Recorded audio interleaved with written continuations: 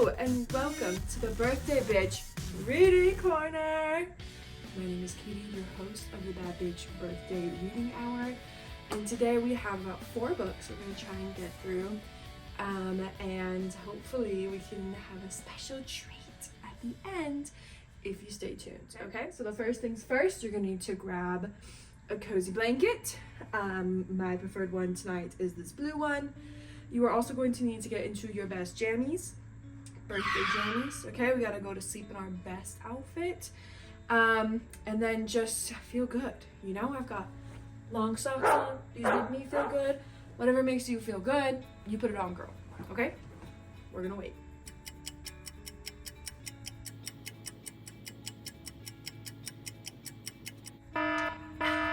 Okay, you ready? Perfect. Our first book is one of the birthday girl, Grace, her favorite book. However, it's a special edition because that's the only book I could find. But it is a Madeline, but a Madeline Christmas. Take a look-see-loo at the cover. Beautiful. All right, we're gonna go ahead and get into Madeline's Christmas. Here's the cover.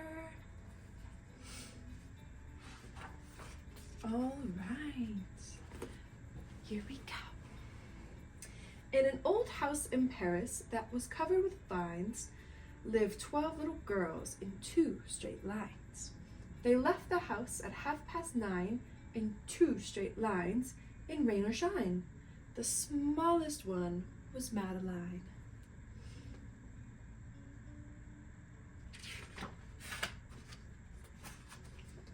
She was not afraid of mice. She loved winter, snow, and ice. And to the tiger in the zoo, Madeline just said, "Pooh, pooh." It was the night before Christmas, and all through the house, not a creature was stirring, not even a mouse.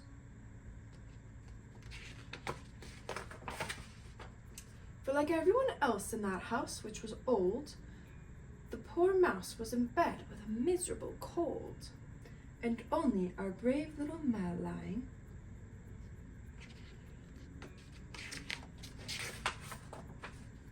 was up and about and feeling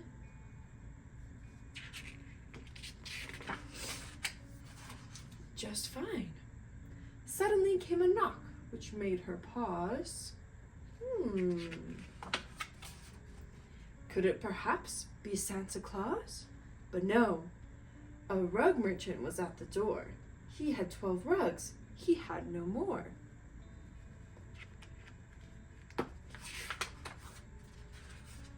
Why, these, said Madeline, would be so neat for our ice cold in the morning feet. It seems to me, Miss Clavel said, that you have chosen very well.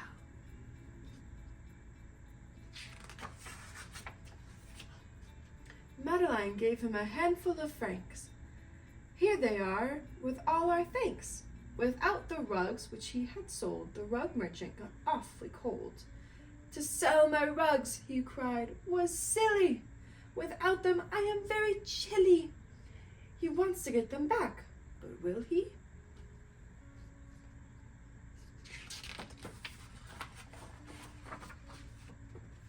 He made it back to Madeline's door.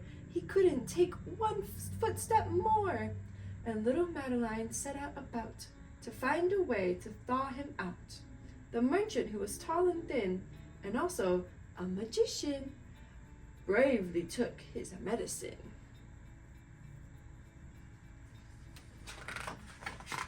Ooh.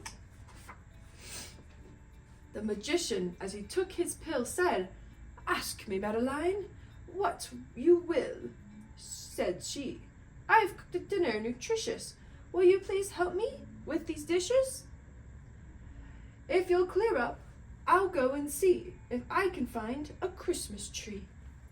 His magic ring he gave a glance, and went into a special trance.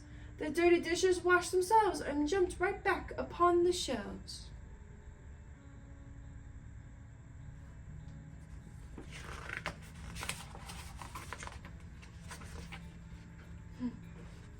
And then he mumbled words profound. Abracadabra. My goes to say. Brackadaboo, rackadub, akada, kad, ah! You try saying that 10 times fast.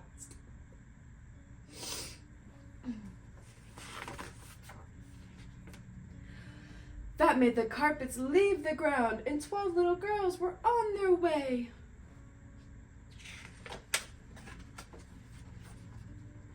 To surprise their parents on Christmas Day.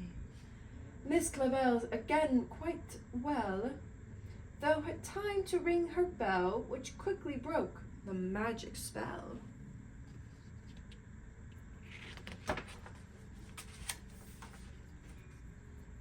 And now we're back, all 12 right here, to wish our friends a Happy New Year.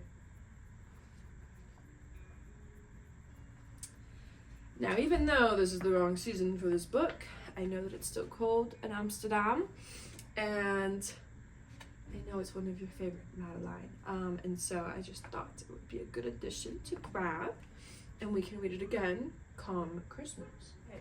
This next book is also very special to our girl childhood, and you're definitely gonna know it. So, Pinkalicious! Okay, first of all, it's sparkly.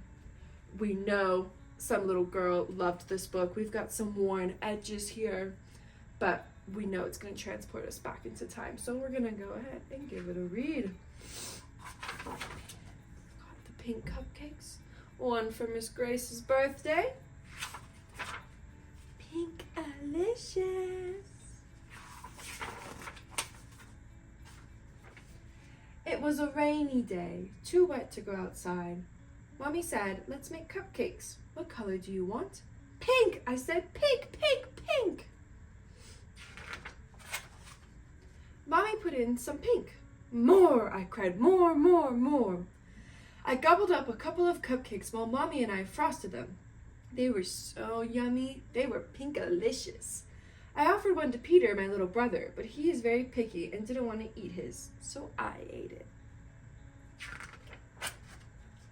Please, Mommy, can I just have one more? I begged when I woke up from my nap. You get what you get and you don't get upset, she said. But I got very upset. After dinner, I ate more cupcakes. Then I refused to go to bed. Just one more pink cupcake and I'll go to bed, I promised. Daddy waved a tired finger at me. You have had enough. The next morning when I woke up, I was pink. My face was pink, my hands were pink, and my belly was the color of a sunset. Daddy thought I had played with markers, so he gave me a bath. The pink did not come off. Oh, something fell out. My hair was the color of raspberry sorbet. I cried because I was so beautiful. I even had pink tears. I put on my pink fairy dress and twirled up in front of the mirror while Mommy speed dialed the pediatrician. I'm Pinkerbell, look at me, I'm Pinkerbell, I say. Mommy grabbed her purse. Just one more cupcake, please, just one more, I yelled on the way out the door. Mommy took me right to the doctor's office.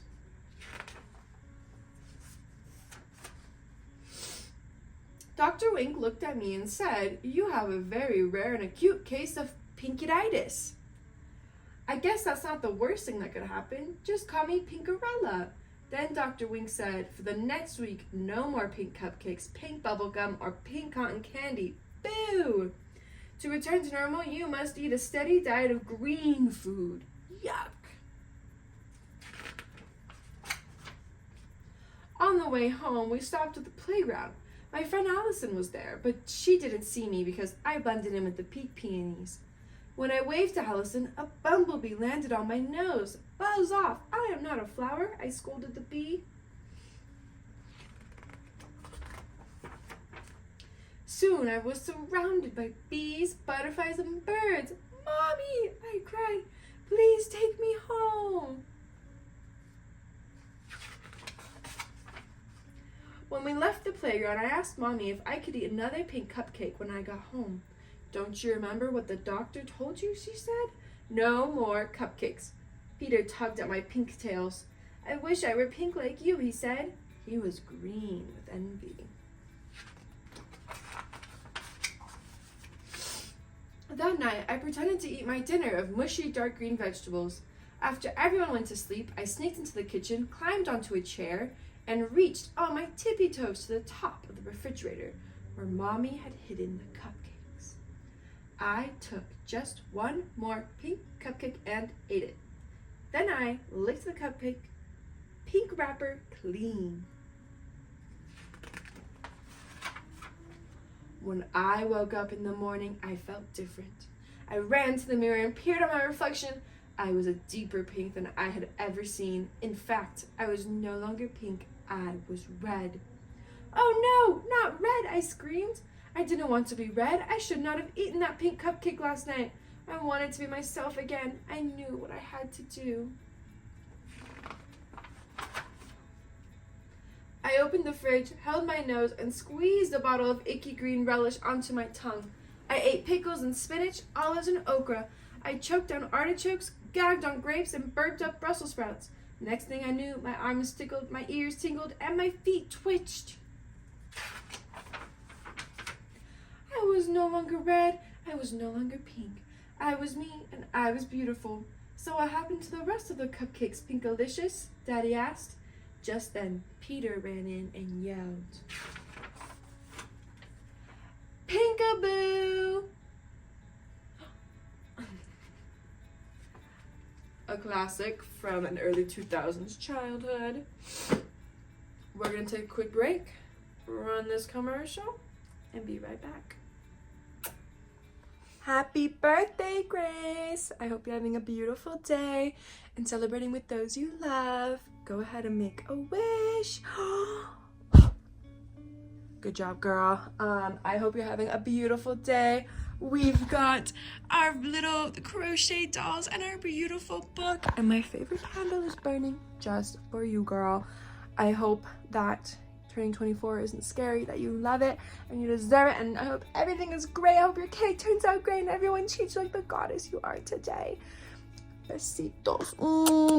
And we're back. I hope you had fun during your commercial break, but now we gotta get straight to business with Miss Fancy Nancy. Oh hell yeah, okay? And this is Miss Fancy Nancy Bonjour Butterfly, okay? So this is the real deal. We know we aspire to dress like this and to accessorize to the max like Miss Fancy Nancy. And you know what? In fact, I'm missing something. If I'm supposed to read this, I need to be wearing a very specific hat. I'll be right back.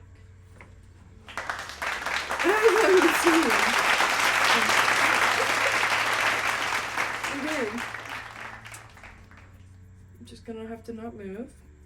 But you know, I wanted to be Fancy Katie with Fancy Nancy with Fancy Grace. So this is just how it's gonna have to be. Alright, let's get into it without moving my head.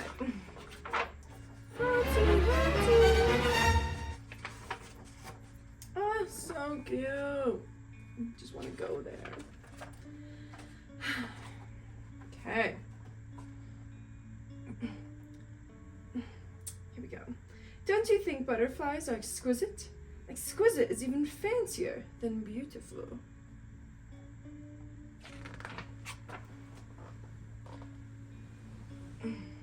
Whenever my friend Brie and I see one, we say, Bonjour, that's French for hello. Do butterflies understand French, my dad asks. Maybe, I tell him. Brie's birthday party is soon. Everything will look like butterflies, even the cake. I show her how to turn the bees into butterflies on the invitations. You're so lucky your name begins with a B, I tell her. RSVP is short for Répondez s'il vous plaît. I don't know French. That's French for please reply. I'm going on a Zazur butterfly. My wings are bright blue, and what's that fancy word for shiny? Oh yes, iridescent. Brie's party is this Saturday. I can't wait. Oh no, cries my mom. I totally forgot. Then she says, I can't go. My grandparents' anniversary party is the same day. Girl, please. Mom says Bree's birthday is special, but being married for 50 years, that's exceptional. That's extraordinary. If my mother thinks using fancy words will make me feel better, she's wrong. When I tell Bree I can't come, she is heartbroken. For the next 2 days, I scowl and sulk and storm around the house. Mad is way too plain for how I feel. I am furious. On the train, the only person I talk to is Maribel. We mostly speak in French.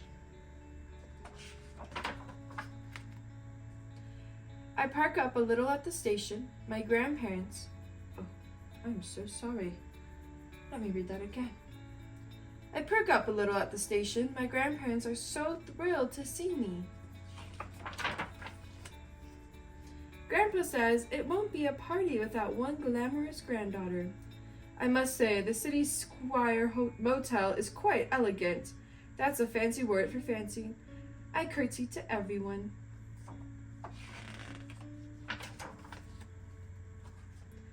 There is a candy machine in the hall and an automatic ice dispenser. In the bathroom are little bottles of bath gel, shampoo, and cream. Ooh la la, it's like being at a beauty spa. At the party, I have so much fun, I forget to be furious. Grandpa teaches me the cha-cha. Waiters bring out tiny hot dogs on silver platters. Delicious, darling. I tell my sister, you must try one. Later, I whisper, I'm sorry for the way I behaved. I am ecstatic to be here. It really is an extraordinary night. The next morning, my mother wakes me up. Grandma says the zoo here has a butterfly garden. Do you want to go? Oui, oui, oui. That's French for yes, yes, yes. My grandparents meet us at the zoo. Those are monarch butterflies on your tie, I tell Grandpa. My, you know a lot about butterflies, he says. Yes, I admit, I'm practically an expert. The butterfly garden is gorgeous. Gorgeous is also fancier than beautiful. I can't wait to tell Bree about it. Suddenly, a little blue butterfly flies towards me. An azure butterfly. All butterflies are special, but this one is extraordinary. Bonjour, I say. You know what? I am nearly positive butterflies understand French. Thank you, Miss Fancy Nancy. It's always great to see you.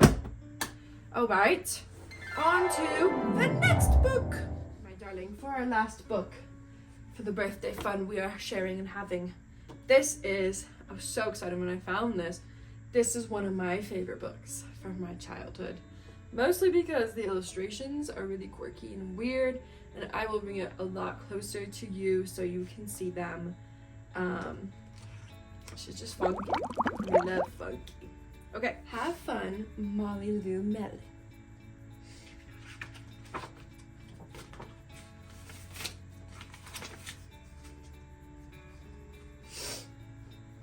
Molly Lou Melon's toy chest overflowed with whoosy-whatsits of all shapes and sizes.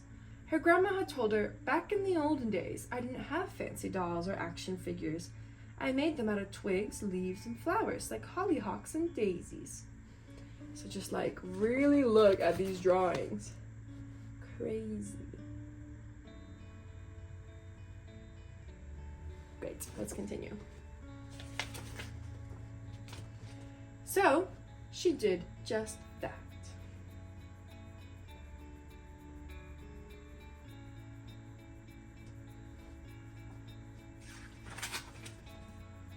Molly Lou Melon's backyard had a big weeping willow and crumbly rock walls with thingamajigs peeking out from every crevice. Her grandma had told her, back in the olden days, I didn't have a store-bought dollhouse. I made one in my backyard. Look at her house, it's so cool. So, she did just that. Check it. Miss Architect.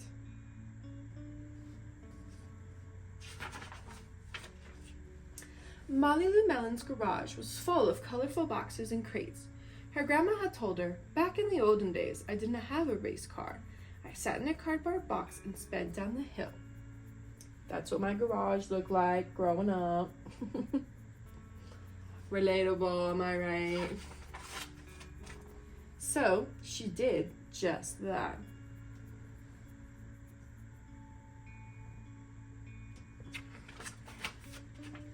Molly Lou Melon lay on her back in the towel. Let me try that one again. Molly Lou Melon lay on her back in the tall, willowy grass. Her grandma had told her back in the olden days, I didn't have a television. I watched the clouds that floated by and I saw lots of things in them. So she did just that. What kinds of things can you see in the clouds?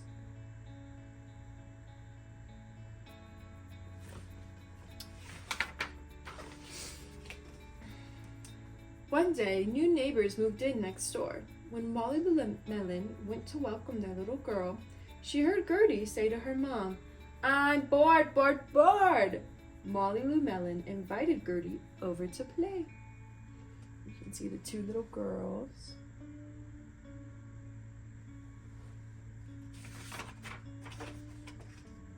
On Monday, Gertie brought over her darling Darla deluxe dollhouse, complete with an electric mixer and working chandeliers.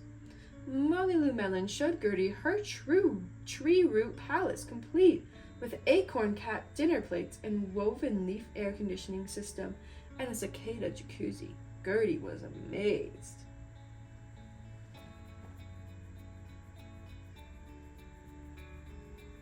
She's just creative like that. On Tuesday, Gertie drove over in her battery-operated, fully loaded Coupe de Vue. Look out below, Molly Lou Melon screamed right before hurtling down in the hill in her turbo boxcar, hand-painted with orange and red flames. Gertie was amazed. On Wednesday, Gertie was going to call Molly Lou Melon on her cell phone, but then she heard a strange sound coming from an old tin can that was dangling in her window. This is the operator. Will you accept a call from me, Molly Lou Melon? Yes, Gertie spoke into the can. Excuse me. Great, come on over. Click. Gertie was amazed.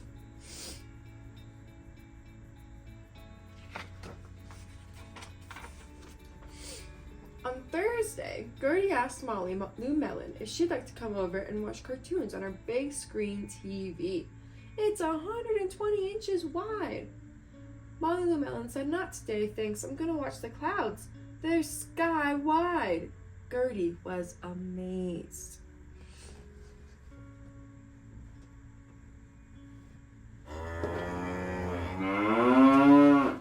Friday, Gertie brought over a handmade doll with a frilly hollyhock skirt and violets for hair.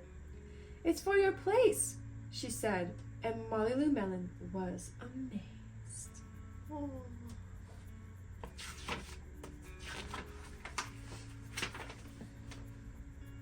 On Friday evening, Molly Lou Melon and Gertie were tired from playing all week. They lay down in the tall, willowy grass, looking up at the clouds. I see a butterfly, Gertie giggled, and a penguin, and a refrigerator.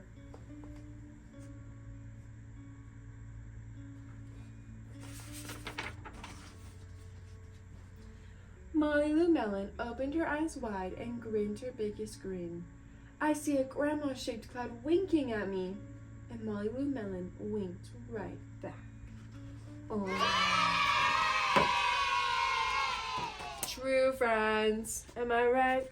You're a true friend. That's us, girl. Okay, well, I hope you have a beautiful birthday, and I hope you enjoy Birthday Bitch Reading Corner. Only comes around one time a year, if you know what I mean. And party hard. I love you. Happy birthday. You are the star in my sky and my sun and my moon and all the planets, because you are my world, girl. You are my world, and I love you.